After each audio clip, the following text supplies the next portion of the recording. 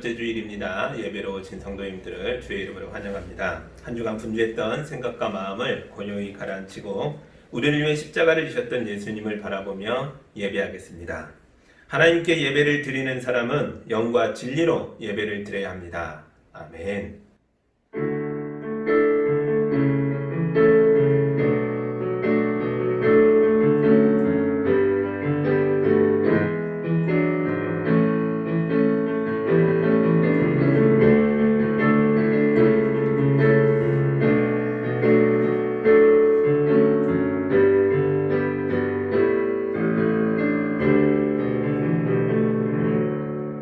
죄인을 구원하기 위해 외아들을 내어놓으셨던 하나님 아버지 감사합니다. 이 시간 우리 모든 교인이 주님의 고난을 묵상하며 십자가의 사랑을 가슴에 새기게 하시고 주님과 동행하는 예배 되게 하여 주옵소서. 예수님 이름으로 기도합니다. 아멘. 찬송가 15장 함께 하겠습니다.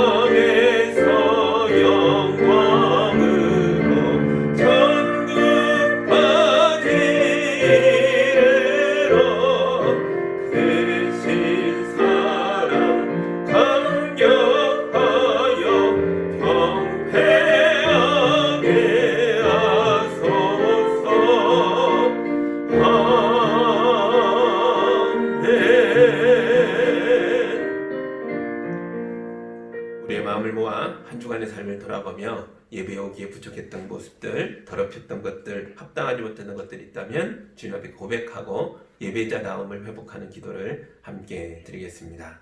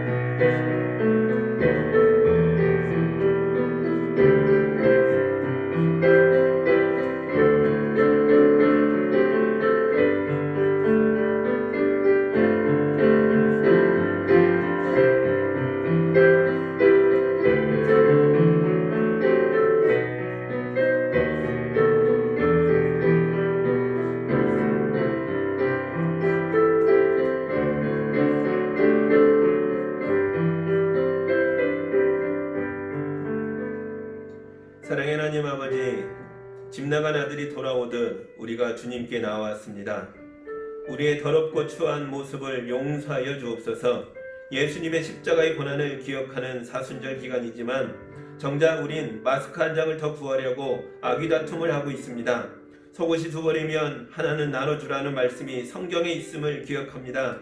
우리에게 우리의 여분을 고난당하는 이웃과 나눌 수 있는 용기를 허락하여 주옵소서.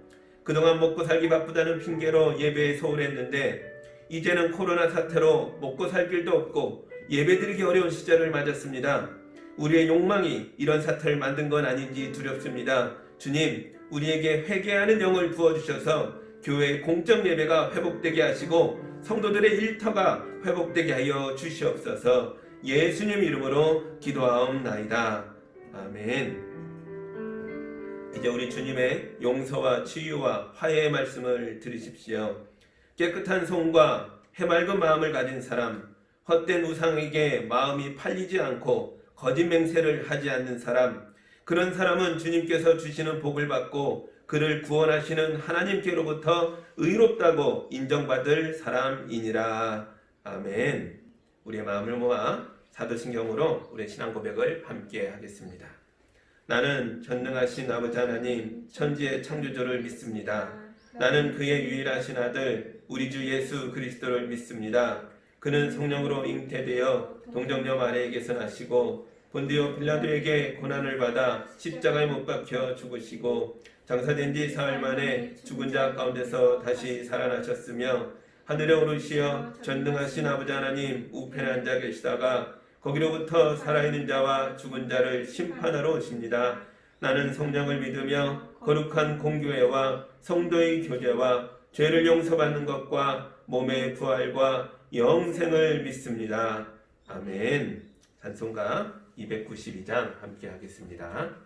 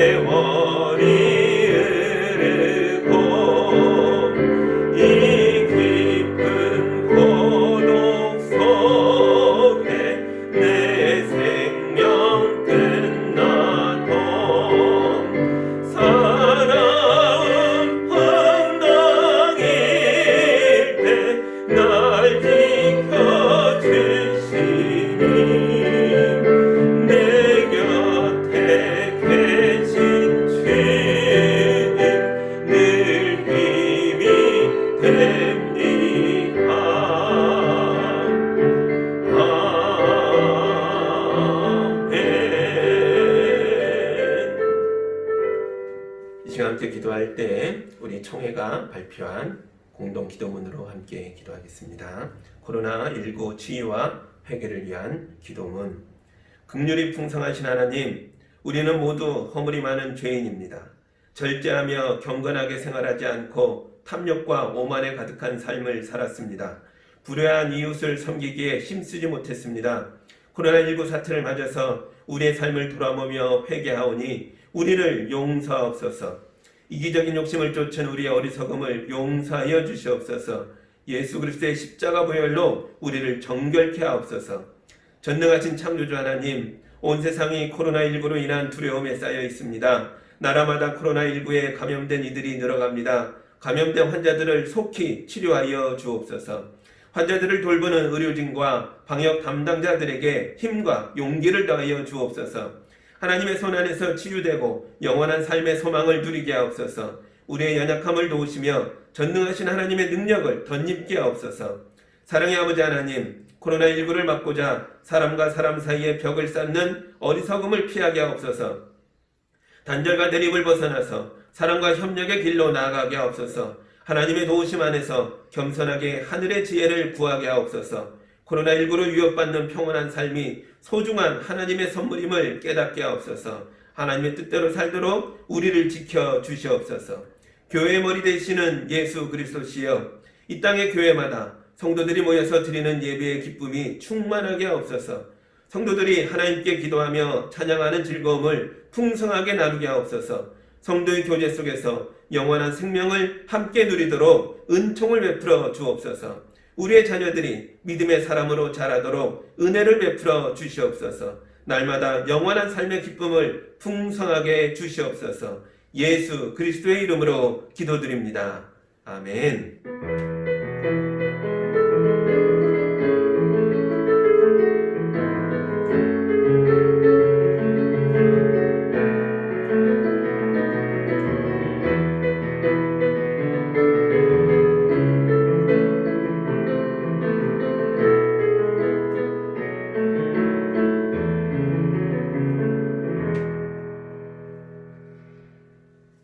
오늘 우리에게 주시는 하나님 말씀 같이 보겠습니다. 사도행전 18장 1절에서 11절의 말씀입니다.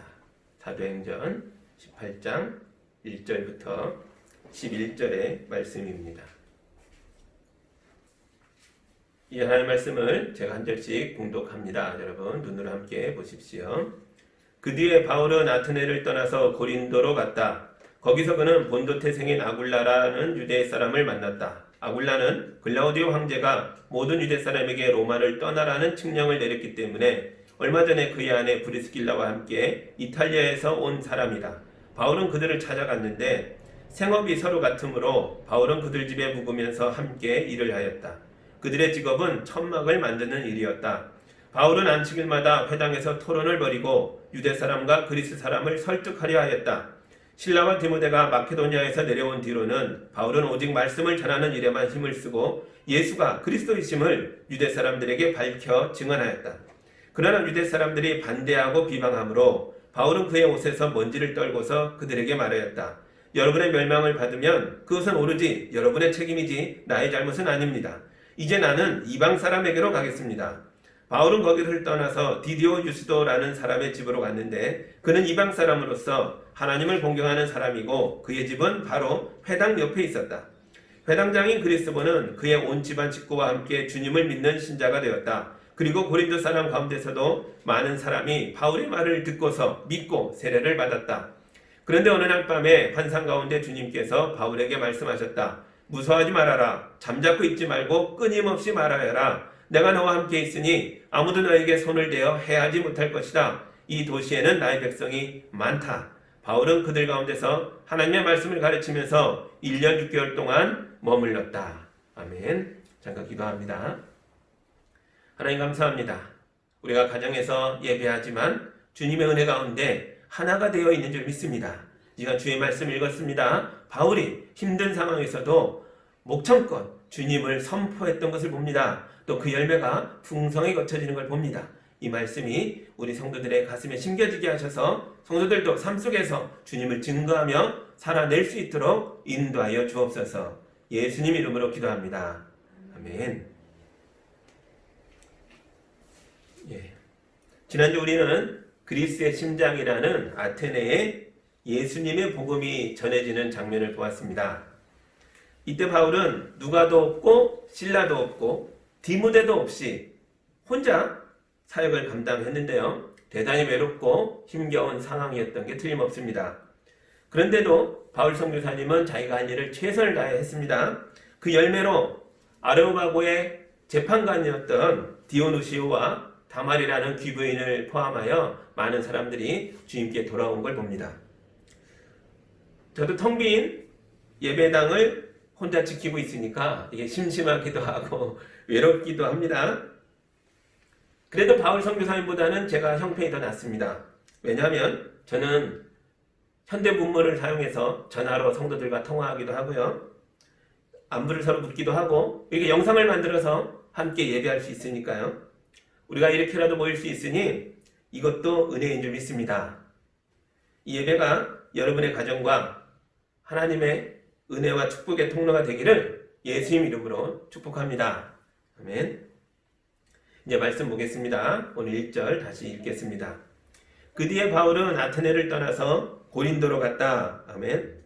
여러분, 바울 선교사님이 아테네를 떠나서 새로운 도시로 또 넘어갑니다. 지금 바울 곁에 동력자가 하나도 없어요.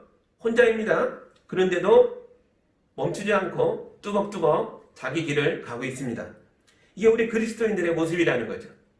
우리 하나님의 사람들은 하나님의 나라에 들어가는 마지막 순간까지 우리의 삶을 계속해서 전진해 나가는 사람들인 줄 믿습니다.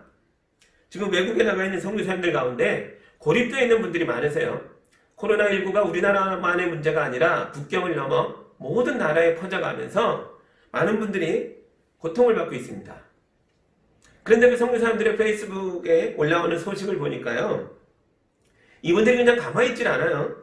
캄보디아 선교사님은 미싱으로 마스크를 만들어서 동네 사람들에게 나눠주고 계시고요. 필리핀 선교사님은 어렵게 구한 알코올을 희석해서 동네를 돌아다니며 소독하고 계시고요. 인도네시아에 있는 선교사님은 손세정제를 만들어서 무슬림 지역 사람들에게도 나눠주고 있다는 거죠. 세상이 병들었고 사람들이 고통을 당하고 있는 걸 보면서 나 혼자 살겠다고 숨지를 못하는 거예요. 외국의 원조로 들어온 것들을 나만 갖고 있는 것이 아니라 우리만을 위해서 쓰는 게 아니라 선교사님들이 들고 나가서 이웃들에게 나누고 있습니다. 왜 이러는 거죠? 이분들이 왜 이러십니까? 왜냐하면 이분들은 그리스도인들이시니까요. 여러분도 코로나가 무섭다고 집에 웅크리고만 있지 마시고 서로 안부 전화도 하시고 기도 제목도 나누시면서 서로 형편을 돌아보시고 살펴보시기 바랍니다. 그렇게 우리가 한 몸이라는 걸 확인하면서 위로를 또 평화를 누리시길 바랍니다.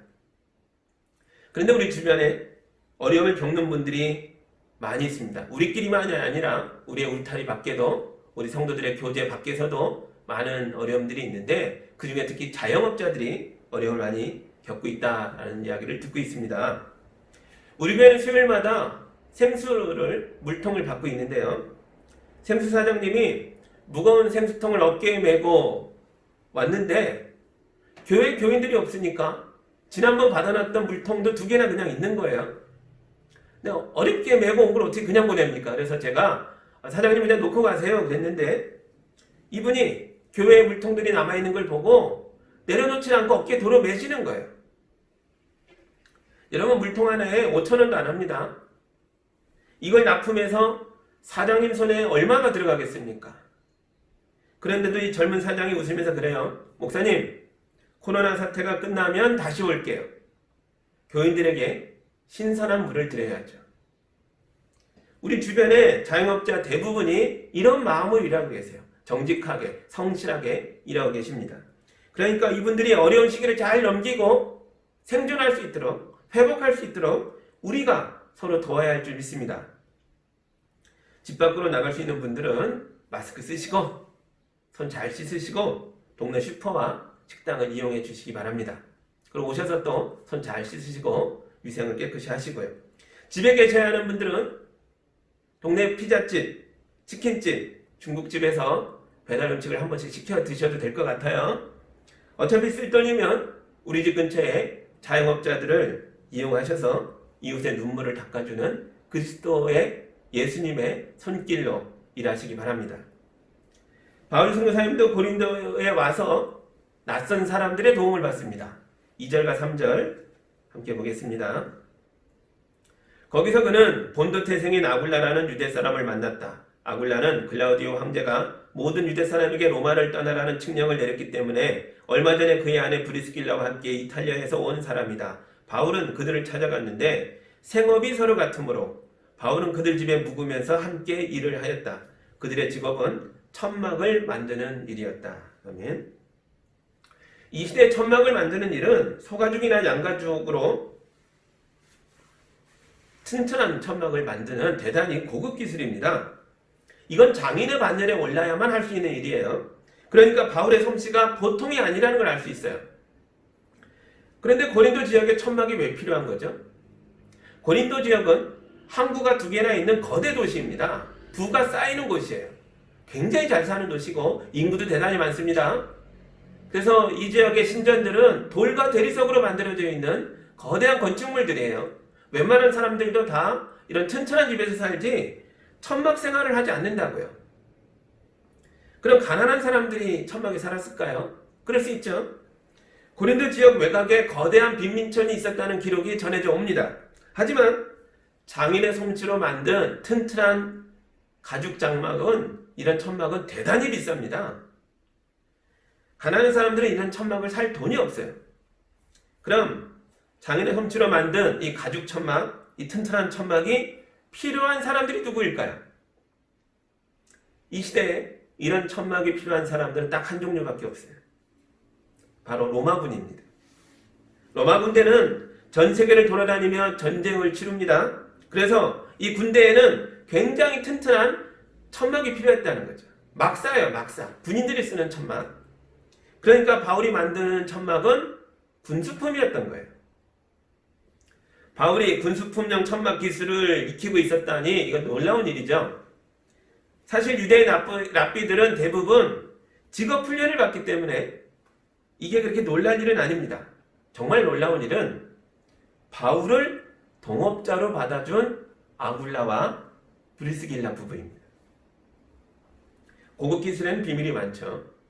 이런 비밀은 장인들이 동업자 모임을 만들어서 철저하게 보호합니다. 그러니까 아무리 뛰어난 기술자가 있다 할지라도 자기들 동업자 모임에 속한 사람이 아니면 외부 기술자를 잘 안 받아준다고요. 이런 기술이 유출될 수도 있고요. 철저하게 길드를 형성해서 동업자 모임에서 이걸 관리하는 거예요. 그런데 이 부부는 바울을, 외지인을 자기 집에 머물게 하고 동업자로 받아줘서 함께 일해요. 이 사람들이 왜 이러는 걸까요? 왜냐하면 이들도 그리스도인들이니까요. 우리 교회도 재정이 넉넉하지 않아요. 그러나 코로나 사태가 길어지면서 우리보다 훨씬 더 큰 어려움에 빠지는 교회들이 있습니다. 저희 가정은 부수적인 수입이 있을 때마다 그걸 작은 교회를 지키는 목회자 가정에 조금씩 나누기도 하는데요.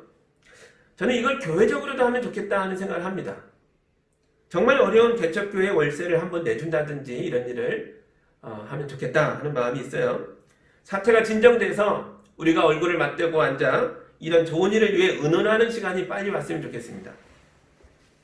아굴라 부부는 앞으로도 자주 나오니까 이들의 이야기는 다음 주로 넘길게요. 원래 로마 사람인데 왜 여기 와 있을까? 이런 이야기들은 다음 주에 더 하겠습니다. 여기서는 아굴라 부부가 바울을 형제로 여기고 환대해 주었다라는 걸 기억하시기 바랍니다. 이제 4절 보겠습니다.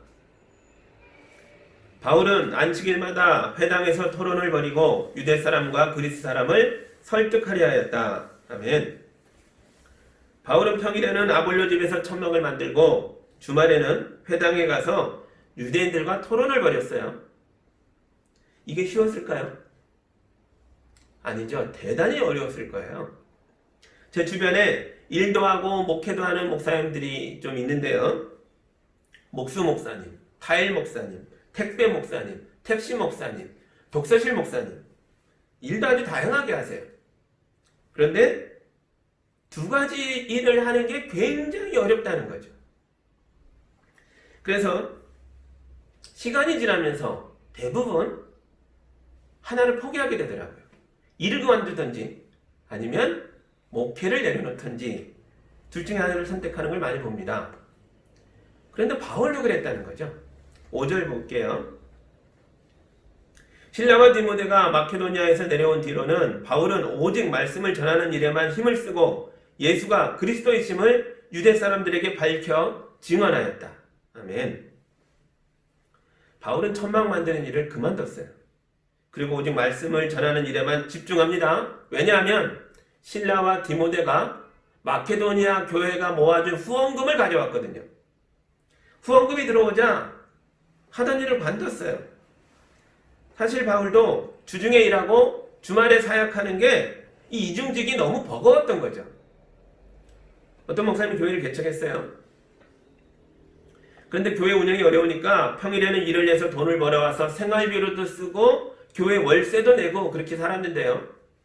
워낙 훌륭한 목사님이라서 젊은 사람들이 많이 모이면서 얼마 안 돼서 한 30여 명 모이는 그런 모습이 됐어요. 그런데 목사님에게 말 못할 고민이 있었던 거죠. 매일 노동을 하니까 설교를 준비할 시간이 없고 그럴 만한 에너지도 없는 거예요. 교인들은 모르지만 충분히 준비되지 않은 말씀을 나눈다는 게 목사님에게는 굉장히 괴로운 일이었던 거죠. 그래서 교인들을 모아놓고 은혜를 하셨습니다. 여러분, 우리 교회 월세가 한 달에 100만 원 정도 하는데요. 이제부터 월세는 성도들이 내는 헌금으로 충당해 봅시다. 십시일반 우리 모아서 월세 정도는 함께 냅시다. 목사님 생각엔 월세 부담만 줄여도 금요일, 토요일 이틀을 쉬면서 설교 준비를 할 수 있을 것 같았거든요. 그런데 그날로 젊은 교인들이 몇 사람이 목사님이 안 하던 돈 얘기하신다. 나쁜 목사다. 욕을 하면서 교회를 떠났다는 거예요. 일로 목사님이 너무 상처받아가지고 지금 목회를 안 하고 계세요. 한순간에 교회가 없어져 버린 거죠. 책임이 골고루 분산돼야 우리 교회가 건강한 교회가 될 수 있습니다. 내가 그 역할을 안 하면 누군가가 그 짐을 더 짊어져야 되는 거예요. 만약 교인들이 공동체의 짐을 서로 나눠지지 않고 한 사람에게 몰아버리잖아요. 그러면 그 사람이 쓰러지면 교회도 쓰러지는 겁니다. 우리 교회는 교인들의 모든 책임을 나눠서 하고 있어요. 얼마나 감사한지 모릅니다. 누군가는 재정을 잘 관리하고 계시고, 누군가는 아픈 사람들을 돌아보고 계시고, 누군가는 주방을 책임지고 계시고, 누군가는 교회를 아름답게 가꾸고 청소하고 계시고, 누군가는 하나님 말씀을 가르치고, 누군가는 이런 비상 상황에서도 영상을 찍고 편집을 한다고요. 그래서 우리 교회는 건강한 공동체인 줄 믿습니다. 그런데 여러분, 가정도 공동체예요. 그러니까 가정을 지탱하기 위해서 모두가 함께 노력해야 한다는 거죠. 국가든 어디든 이 공동체는 함께 세워져 가는 겁니다. 어린아이들도 가정에서 자기 역할을 해야 합니다. 공동체니까요. 한 사람에게 무거운 짐을 다 지우는 가정도 있는데요. 그러면 안 됩니다. 혹시 우리 가정이 그렇다면 오늘이라도 빨리 모여서 가족회의를 하셔야 돼요. 그리고 그 짐을 서로 나누는 결정을 하십시오. 그래야 우리 가정이 건강해질 수 있습니다. 마케도니아의 교회 공동체가 바울의 생활비를 보내주니까 바울이 선교에만 집중할 수 있습니다. 그러면서 자신감이 충만해졌어요. 이게 꼭 돈 문제만이 아닌데요. 더 중요한 건 바울이 이제는 혼자가 아니라는 거예요. 바울의 배후에 마케도니아의 교회들이 든든하게 함께 서 있다는 거죠. 그래서 회당의 유대인들이 바울을 괴롭히는데도 바울이 끄떡도 안 합니다. 6절에 보면 바울이 유대인들에게 아주 당당하게 이렇게 외쳐요. 여러분이 멸망을 받으면 그것은 오로지 여러분 책임이지 내 잘못이 아닙니다. 이제 나는 이방 사람에게 가겠습니다. 라고 외쳐요. 왜 그래요? 혼신을 다해서 전했거든요. 근데 이렇게 해서 고린도에 교회가 생깁니다. 근데 이 교회는 회당 중심이 아니라 이방 사람 중심 교회가 되는 거예요. 그런데 그 장소가 아주 절묘합니다. 7절 읽어드릴게요. 바울은 거기를 떠나서 디디오 유스도라는 사람의 집으로 갔는데 그는 이방 사람으로서 하나님을 공경하는 사람이고 그의 집은 바로 회당 옆에 있었다. 아멘. 이 집이 어디 있었다고요? 회당 옆에. 바울이 이방 사람 디디오 집으로 갔대요. 이 디디오에 대해서도 여러 가지 증거들을 찾아볼 수 있는데 로마 출신인 것으로 보입니다만 어쨌든 그 집이 회당 옆에 있어요. 그러니까 회당과 교회가 나란히 붙어 있다고요. 고린도 사람들 눈에 유대인의 회당과 예수 믿는 사람들의 교회가 이 차이가 확실하게 보이는 거예요. 함께 붙어 있으니까요. 비교하기가 얼마나 좋습니까? 그리고 그 결과가 8절에 나와요. 8절 읽을게요. 회당장인 그리스도는 그의 온 집안 식구와 함께 주님을 믿는 신자가 되었다. 그리고 고린도 사람 가운데서도 많은 사람이 바울의 말을 듣고서 믿고 세례를 받았다. 아멘. 많은 사람들이 회당과 교회를 비교해 보고 교회를 선택했다는 거죠. 많은 이방 사람들이 예수님을 믿고 세례를 받았을 뿐만 아니라 심지어 회당의 책임자였던 회당장 그리스도가 자기 가족과 함께 예수님께 돌아왔다는 거예요. 회당에 안 가고 그 옆집에 교회에 출석하고 있다는 소리예요. 정말 놀라운 일이 아닙니까? 회당장도 회당과 교회를 비교해 보니까 교회가 맞는 거예요. 예수님의 복음을 가진 여러분, 세상 앞에서 당당해지시기 바랍니다. 그 무엇과 우리를 비교해도 우리 안에 복음이 있기에, 예수의 생명이 있기에 우리는 당당할 수 있어요. 경제적인 문제나 교육의 문제나 또는 어떤 종교심의 문제가 아니라고요. 그 무엇과 비교해도 내 안에 예수가 계시기에, 하나님의 아들이 계시기에 우리는 세상에 앞서서 빛이 될 수 있다는 거죠. 우리 예수님 빛이시니까요. 이 어둠 속에 임한 하늘의 빛이시니까요. 교회가 세상과 비교당할 때 오히려 우리의 빛이 더 드러날 줄 믿습니다. 그런데 바울에게 어떤 문제가 생긴 것 같아요. 아무래도 회당 쪽 사람들이 교회가 잘 되니까 바울에게 테러를 행한 게 아닌가 하는 생각이 드는데요. 어떤 이유인지 몰라도 바울이 큰 두려움에 빠졌습니다. 그때 예수님께서 이렇게 말씀하시는 거예요. 9절과 10절입니다. 그런데 어느 날 밤에 환상 가운데 주님께서 바울에게 말씀하셨다. 무서워하지 말아라. 잠자코 있지 말고 끊임없이 말하여라. 내가 너와 함께 있으니 아무도 너에게 손을 대어 해하지 못할 것이다. 이 도시에는 나의 백성이 많다. 아멘. 여러분, 바울도 평범한 보통 사람이었던 거죠. 맞으면 아프고 위협을 당하면 무섭고 죽이려고 덤벼들면 도망가고 싶다고요. 그런데도 바울이 끝까지 선교를 감당할 수 있었던 건 예수님이 그를 붙들어 주셨기 때문입니다. 마음이 무너지고 무서워지고 사역의 자리에서 도망가고 싶어 한다고 해서 믿음이 없는 게 아니에요. 그냥 약해진 걸 뿐이에요. 얼마든지 그럴 수 있습니다.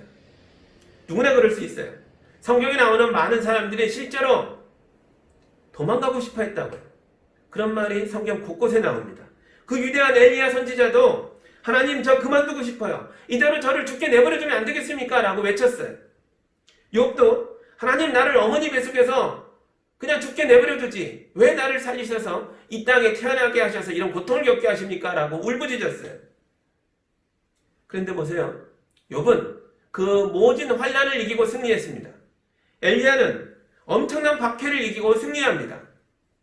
이들이 강해서가 아니라 하나님께서 욥을 붙들었기 때문에, 하나님께서 엘리야를 지켜주셨기 때문에 이런 일이 가능했던 거죠. 우리도 주님이 붙들어 주실 줄 믿습니다. 이제 오늘 본문의 마지막 구절인 11절 보겠습니다. 바울은 그들 가운데서 하나님의 말씀을 가르치면서 1년 6개월 동안 머물렀다. 아멘. 바울이 고린도에서 18개월을 머뭅니다. 그동안의 패턴과 비교하면 굉장히 오래 있었던 거예요. 고난이 임하면 도망가기 바빴던 그런 시절이 있었죠. 이런 패턴을 깨뜨리고 1년 반을 18개월을 한 지역에 머물던 최초의 장기간의 사역이 가능했던 이유가 뭡니까? 9절 10절이죠. 예수님의 격려였어요. 여러분, 우리 집안의 가장을 격려해 주세요.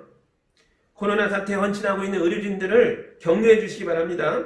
민생을 살피고 수고하는 공무원들을 격려해 주세요. 계약이 연기돼서 혼자 책 펴놓고 애쓰고 있는 우리 학생들을, 수험생들을 격려해 주세요. 그러면 우리 현장이 아무리 험하고 힘들어도 버틸 수 있어요.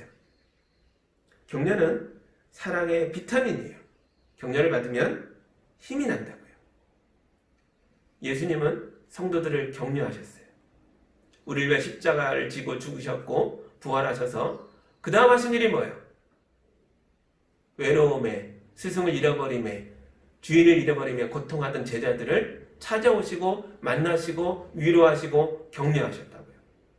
하늘에 올라가셨어도 여전히 스데반의 순교 상황에서도 격려하시고 안타까워하시고 또 우리의 현장에 끊임없이 오셔서 말씀하시며 우리를 격려하신다고요. 그러니까 우리가 이런 일을 감당하며 살아가는 거죠. 교회가 세상과 비교해서 다르는 이유가 뭐예요? 우리가 대단해서가 아닙니다. 주님이 우리와 함께 하시기 때문이에요. 바울이 18개월이나 고린도에서 버텨낸 덕분에 고린도 교회가 그리스 지역의 선교의 전초기지로 성장합니다. 유대 지역에 예루살렘 교회가 있고 시리아 지역에 안디옥 교회가 있었던 것처럼 그리스 지역의 전초기지는 이 고린도 교회라고요. 우리나라가 다른 나라들보다 코로나 사태를 일찍 맞았지만 우리가 잘 버텨내고 있는 덕분에 전 세계가 이 질병과 어떻게 싸워야 할지를 배우고 있어요. 여러분, 힘들어도 조금만 더 참고 견디시기 바랍니다. 주님께서 우리의 인내를 통해 우리나라와 우리 교회와 여러분 가정에 큰 일을 행하실 줄 믿습니다. 마지막으로 예수님이 바울에게 주셨던 격려의 말씀을 다시 한번 읽고 기도하겠습니다. 무서워하지 말아라. 잠자코 있지 말고 끊임없이 말하여라. 내가 너와 함께 있으니 아무도 너에게 손을 대어 해하지 못할 것이다. 이 도시에는 나의 백성이 많다. 아멘. 기도하겠습니다. 사랑하는 하나님 아버지 감사합니다. 바울 선교사님이 고린도 지역 그 척박한 곳에 머물며 무려 18개월을 머물며 복음을 전하는 것을 보았습니다. 그가 이 험난한 자리에서 견디어낼 수 있었던 것이 예수님의 격려가 있었기 때문이고 마케도니아 교회 성도들의 후원이 있었기 때문임을 봅니다. 주님, 우리에게도 찾아오셔서 우리 교회와 우리 성도들의 삶에 임하셔서 후원하여 주시고 격려하여 주시옵소서. 대한민국이 이 사태를 잘 이겨내므로 전 세계에 귀감이 되고 있는 걸 봅니다. 주님, 끝까지 견디어 코로나를 이기고 넘어설 수 있도록 우리를 이끌어 주시옵소서. 성도들 삶에 여러 가지 어려움이 있습니다. 자영업을 하는 성도도 계시고 여러 가지 고통 가운데 또는 집에 머물느라 너무 힘든 분들도 계십니다. 주님, 찾아와 주시고 만나 주시고 격려해 주시고 마음에 위로하여 주셔서 다시 한번 일어나 힘차게 살아갈 수 있도록 주님이 함께하여 주시옵소서. 우리 교회가 영상으로 드리지만 이 예배를 통해서 주님이 영광 받으시는 줄 믿습니다. 이 예배를 통해서 우리 성도들이 교회에 대한 소중함과 하나님의 뜻을 따르는 끊임없이 말하라 라는 이 외침이 얼마나 소중한지를 믿고 깨닫고 살아갈 수 있도록 인도하여 주옵소서. 감사드리며 예수님 이름으로 기도하옵나이다. 아멘.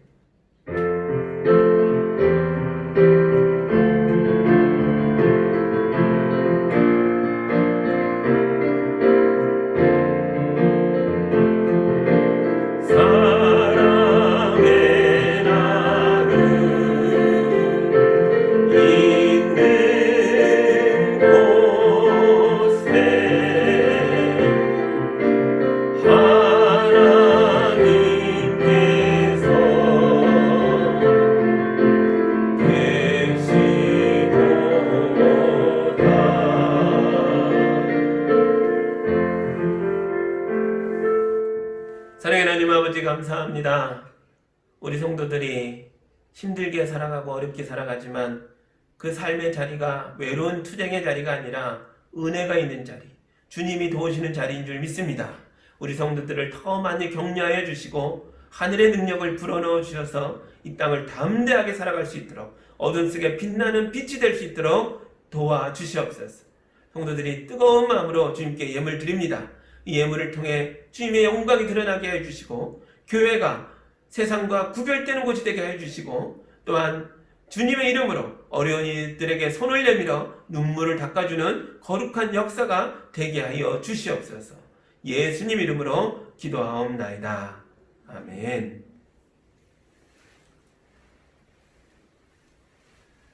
교회 소식이 있습니다. 우리 영상 예배를 2번 정도로 하려고 했는데요. 더 해야 될 것 같아요. 국가가 온 나라가 함께 지금 모임을 자제하면서 이 코로나를 물리치려고 애쓰고 있습니다. 학교도 개학을 계속 연기하고 있는데요. 적어도 우리도 개학 날짜까지는 영상 예배를 드려야 될 것 같아요. 4월 첫 주까지 영상 예배를 계속 드릴게요. 4월 둘째 주가 부활주일입니다. 그래서 제가 기도하는 거는 정말 주님이 부활하신 날에 온 교인들이 우리 교회의 예배당에 다 모여서 우리도 부활의 감격 속에서 예배하면 좋겠다라고 기도하고 있어요. 여러분 함께 기도해 주시기 바랍니다. 감사합니다. 우리 결단의 찬양 함께 부르며 힘차게 주님이 주신 사역의 자리로 삶으로 나아가겠습니다.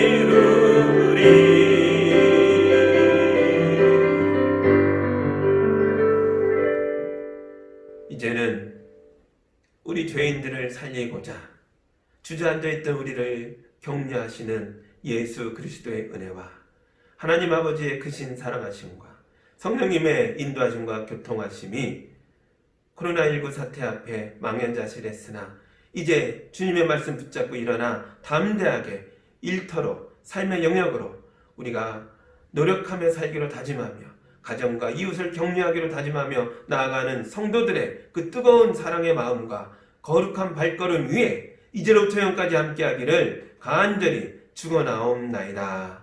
아멘.